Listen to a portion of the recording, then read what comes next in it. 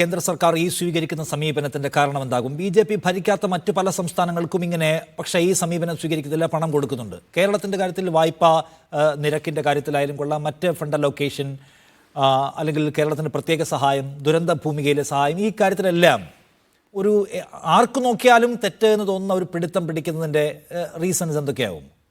അല്ല, കേന്ദ്ര ഗവൺമെൻറ് ഏകദേശം ബി.ജെ.പി. വിരുദ്ധരായ എല്ലാവരോടും കാണിക്കുന്ന സമീപനം തന്നെയാണ്. നമുക്കറിയാം, കർണാടക ഗവൺമെൻറ് അവിടെ സമരത്തിന് പോകേണ്ട സാഹചര്യം ഉണ്ടായിട്ടുണ്ട്. തമിഴ്നാടിന് പൈസ കൊടുത്തു. അല്ല, തമിഴ്നാടിന് കൊടുത്തതിൻ്റെ പ്രത്യേക സാഹചര്യമാണ് നമ്മൾ മനസ്സിലാക്കേണ്ടത്. എന്തോ ഒരു ചൂണ്ടലാണ് എറിഞ്ഞു നോക്കിയത്, അതിൽ കൊത്തിയോ കൊത്തിയില്ലോ എന്നറിയില്ല.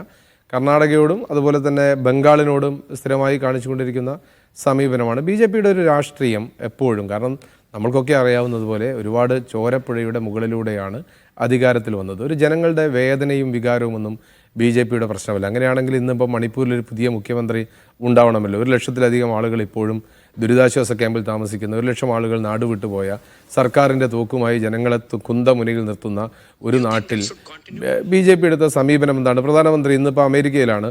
അദ്ദേഹം ഇതുവരെ ഇവിടെ മണിപ്പൂരിലേക്ക് പോയിട്ടുമില്ല. അങ്ങനെ ബി.ജെ.പിക്ക് അങ്ങനെ ഒരു വികാരം, ഒരു ജനങ്ങളോടുള്ള ഒരു സമീപനം ഒന്നും ഉണ്ട് എന്ന് തോന്നുന്നില്ല. ഒരു ഫെഡറൽ സംവിധാനത്തിനോട് ഒരു താല്പര്യമോ ഇല്ല. എങ്ങനെ ഒരു അധികാരം കിട്ടിക്കഴിഞ്ഞാൽ ഈ ഭരണഘടനയൊന്ന് മാറ്റി എഴുതണം, അംബേദ്കർ എന്ന് വിളിക്കില്ല, ദൈവത്തിനെ വിളിക്കാൻ പറഞ്ഞൊരു പാർട്ടിയാണ്. അപ്പോൾ അവരിൽ നിന്ന് ഒരുപാടൊന്നും നമ്മൾ പ്രതീക്ഷിക്കുന്നത് തെറ്റില്ല. എങ്ങനെയെങ്കിലും ഈ ഒരു കാഴ്ചപ്പാടുള്ള ആളുകളെ മാറ്റി സ്ഥാപിക്കൽ മാത്രമാണ് എൻ്റെ രക്ഷ. അല്ലെങ്കിൽ പ്രിൻറ്റുവിനെ പോലെയൊക്കെയുള്ള ചെറുപ്പക്കാർ വന്നിട്ട് എന്ത് ചെയ്യണം, ഈ ന്യായീകരണമൊക്കെ നിർത്തിക്കൊണ്ട് പാർട്ടിക്കകത്തൊരു തിരുത്തൽ ശക്തിയായി മാറണം.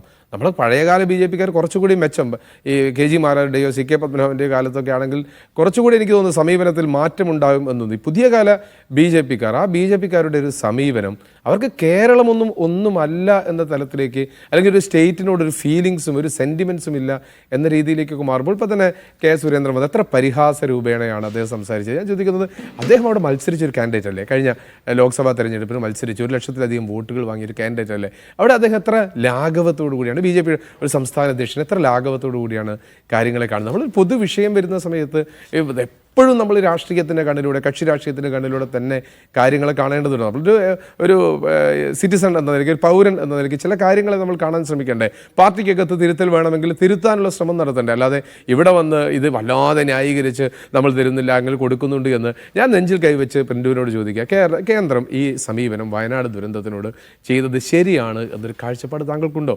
45 ദിവസം കൊണ്ട് ഇത് ചെയ്തു തീർക്കാൻ കഴിയുമെന്നൊരു ആത്മവിശ്വാസം താങ്കൾക്കുണ്ടോ? ഉണ്ടെങ്കിൽ ആ ഒരു ഓർഡർ വരുന്നതിന് നിങ്ങൾ എന്നാണ് കൊടുത്തത് എന്ന് ചോദിക്കുന്നതാണോ അതിൻ്റെ ശരി? ദുരന്തം വന്നിട്ട് 6 മാസമല്ലേ ആയുള്ളൂ. 6 മാസം കൊണ്ട് ചെയ്തു തീർക്കാവുന്നതാണോ 111 കോടി രൂപയുടെ ഒരു ടൗൺഷിപ്പ് ഉണ്ടാക്കാൻ കഴിയും? ഒരു മാസം പോട്ടെ, 45 ദിവസം പോട്ടെ, ഇതിൻ്റെ എസും ഇതിൻ്റെ TS-ഉം ഇതിൻ്റെ FS-ഉം ഒക്കെ ആയി വരണം, ഒരു പദ്ധതി ആയി വരണമെങ്കിൽ എത്ര സമയമെടുക്കും? അപ്പോൾ നിങ്ങൾ ഈ ഡേറ്റിന് തരാത്തത് കൊണ്ടാണ് എന്നൊക്കെ നിങ്ങളെ ആരെങ്കിലും സുഖിപ്പിക്കാൻ സാധിച്ചേക്കാം. പ്രാക്ടിക്കലായിട്ടല്ല ബി.ജെ.പി. സംസാരിക്കുന്നത് ഈ വിഷയത്തിൽ നിന്ന് നിങ്ങൾ തന്നെ ഒരു കണ്ണാടി നോക്കുന്നത് പോലെ ഈ ചർച്ച കഴിഞ്ഞ് നിങ്ങളുടെ വാദങ്ങൾ നിങ്ങൾ നോക്കണം. ഈ പൈസയൊന്നും പോരാ വയനാട്ടിനെ വീണ്ടെടുക്കാനെന്ന് നിങ്ങൾക്ക് എല്ലാവർക്കും അറിയാം. പക്ഷെ പൈസ തന്നിട്ടില്ല. തരും എന്ന് താങ്കൾ തന്നെയും വിചാരിക്കുന്നുണ്ടോ പ്രിൻറ്റു? കേരളത്തിലെ ബി.ജെ.പി. വിചാരിക്കുന്നുണ്ടോ പൈസ കേന്ദ്ര സർക്കാർ തരും എന്ന്? കാരണം ഇനി നമ്മളൊരു ഫോർമാലിറ്റീസും കംപ്ലീറ്റ് ചെയ്യാനില്ല, എല്ലാം കഴിഞ്ഞതാണ്. നിഷാന്ത് സാർ, ഒരു സംശയം വേണ്ട സാർ, വയനാടിൻ്റെ പുനരധിവാസവുമായി ബന്ധപ്പെട്ടിട്ടുള്ള മെമ്മറാണ്ടം കേന്ദ്ര സർക്കാർ പഠിച്ചുകൊണ്ടിരിക്കുകയാണ്. സ്വാഭാവികമായി അതുമായി ബന്ധപ്പെട്ടുള്ള പണം വരും സാർ. അന്ന് നിങ്ങൾ എന്നെ ചർച്ചയ്ക്ക് വിളിച്ചോളൂ, ഒരു സംശയം വേണ്ട. ആ പണം വരുന്ന ദിവസം നിങ്ങൾ ചർച്ചയ്ക്ക് വിളിച്ചോളൂ. ഇവിടെ ഉണ്ടായ ഈ വിഷയവുമായി ബന്ധപ്പെടുത്തിക്കൊണ്ട് ഞാൻ അതിൻ്റെ സാങ്കേതിക വശങ്ങൾ തുടക്കത്തിൽ പറഞ്ഞല്ലോ. പിന്നെ റഫീഖിനോട് ഒരു കാര്യം, റഫീഖെ, അങ്ങ് പറഞ്ഞ കണക്കിനകത്ത് ചില മിസ്റ്റേക്ക് ഉണ്ട്. NDRFിൻ്റെ ഫണ്ട് കഴിഞ്ഞ 9 വർഷം കൊണ്ട് കിട്ടിയ പണം എന്ന് പറയുന്നത് 5,019 കോടി രൂപ നൽകിയിട്ടുണ്ട്. പിന്നെ SDRF ഫണ്ടിനകത്ത് നിന്ന് നോക്കൂ, കഴിഞ്ഞ 8 വർഷം കൊണ്ട് എത്ര രൂപയാണ് ഇവർ ചെലവാക്കിയിട്ടുള്ളത്? ചെലവാക്കിയ പണത്തിൻ്റെ വിവരാവകാശ രേഖയുണ്ട്. 530 കോടി രൂപയാണ് ചെലവാക്കിയിട്ടുള്ളത്. അപ്പം നോക്കൂ, ഈ പ്രളയമായിക്കോട്ടെ, ദുരന്തമായിക്കോട്ടെ, എല്ലാറ്റിനെയും പദ്ധതി വിഹിതങ്ങളെ വകമാറ്റാൻ ശ്രമിച്ചു കൊണ്ടിരിക്കുന്ന ഒരു സർക്കാരാണ് സംസ്ഥാന സർക്കാരിൻ്റെ ബോധ്യം ഞങ്ങൾക്കുണ്ട്. നിജേഷിന് അതുണ്ടാവില്ല, അനിയൻ ബാവ ചേട്ടൻ ബാവ ആയതുകൊണ്ട് നിജേഷിനെ പോലെയുള്ള കോൺഗ്രസ്സുകാർക്ക് അതുണ്ടാവില്ല. ഞങ്ങൾക്ക് അതിൻ്റെ ബോധ്യമുണ്ട്. കാരണം കേന്ദ്രം നൽകുന്ന പല പദ്ധതികളുടെയും വിഹിതം വകമാറ്റിയതിൻ്റെ പേര് 23ഓളം പദ്ധതികളാണ് ഈ കേരളത്തിൽ മുടങ്ങിക്കിടക്കുന്നത്. സാമ്പത്തിക മാനേജ്മെന്റിനകത്ത് ക്രമക്കേടുകൾ മാത്രമുള്ള ഒരു സർക്കാരാണ്. അവിടെ നിരപരാധികളായ വയനാട്ടിലെ ആളുകളുടെ ജീവൻ വെച്ചും ദുരിതം വെച്ചിട്ട് വിലപേശാൻ ഞങ്ങൾക്ക് സാധിക്കില്ല. ഞങ്ങൾ നൽകുന്ന പണം, കേന്ദ്രം നൽകുന്ന പണം, അവസാനത്തെ പണം വയനാട്ടിലെ ജനങ്ങൾക്ക് കിട്ടുന്ന ഉറപ്പ് വരുത്തേണ്ട ശ്രമങ്ങളായി ഞങ്ങൾ മുന്നോട്ട് പോകും. അങ്ങ് പറഞ്ഞ സാങ്കേതികമായിട്ടുള്ള ഈ പണത്തിന്റെ ഉപയോഗവുമായി ബന്ധപ്പെട്ടുള്ള കാര്യങ്ങളിൽ BJP നേതൃത്വം കേന്ദ്ര നേതൃത്വമായി ചർച്ച ചെയ്ത് അതിനകത്തൊരു ക്ലാരിറ്റി വരുത്തും. പക്ഷെ അതോടൊപ്പം തന്നെ സംസ്ഥാന സർക്കാർ എന്ത് ചെയ്തിട്ടുണ്ട്? ഈ പ്രളയ ദുരിതവുമായി ബന്ധപ്പെട്ട് സംസ്ഥാന സർക്കാരിന്റെ നിലപാട് എന്താണ്? ഇന്ന് വരെ 300 രൂപ കൊടുത്ത കണക്ക് പറഞ്ഞുകൊണ്ടാണ് ഒരു കുടുംബത്തിന് ജീവിക്കാൻ 300 രൂപ കൊണ്ട് സാധിക്കുമോ സാർ? ഈ ജീവിത നിലവാരം ഉയർന്ന സമയത്ത് 6000 രൂപ വാടക 5 മാസം കൊണ്ട്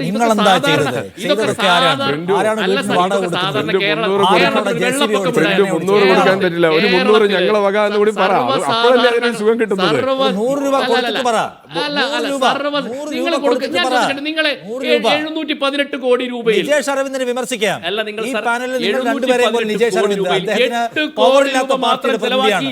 നിങ്ങൾ പവറുള്ള സകല നികുതിയും ഒറ്റയ്ക്ക് പിരിച്ചെടുക്കുന്ന കേന്ദ്ര സർക്കാരിന്റെ പ്രതിനിധിയാണ്. എന്താ കൊടുത്തത്? നിങ്ങൾ എന്താ കൊടുത്തത്? നിങ്ങൾ എന്ത് കൊടുത്തിട്ടാണ് നിങ്ങൾ ഈ പറയുന്നത്? നിങ്ങൾ എന്ത് കൊടുത്തിട്ടാണ് നിങ്ങൾ ഈ പറയുന്നത്? അല്ല, ഞാൻ ചോദിക്കട്ടെ. അല്ല, കേന്ദ്രം കൊടുക്കുമല്ലോ സാർ. കേന്ദ്രം പണം തരില്ല എന്ന് എവിടെയെങ്കിലും പറഞ്ഞിട്ടുണ്ടോ? ഹൈക്കോടതി എന്താ പറഞ്ഞത്? സംസ്ഥാന സർക്കാരിന്റെ കയ്യിലുള്ള പദ്ധതി വിഹിതങ്ങൾ ചെലവഴിക്കല്ലേ? ബഹുമാനപ്പെട്ട ഹൈക്കോടതി ബാക്കി എല്ലാവർക്കും കിട്ടി. ഇവിടെ മാത്രമേ തരും. പ്രിന്റിന് പോലും ഉറപ്പില്ല.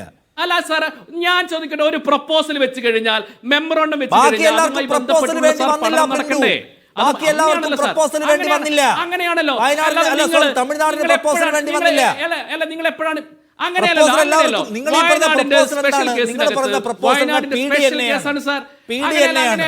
പോസ്റ്റ് ഡിസാസ്റ്റർ നീഡ് അസസ്മെന്റ് റിപ്പോർട്ടാണ്.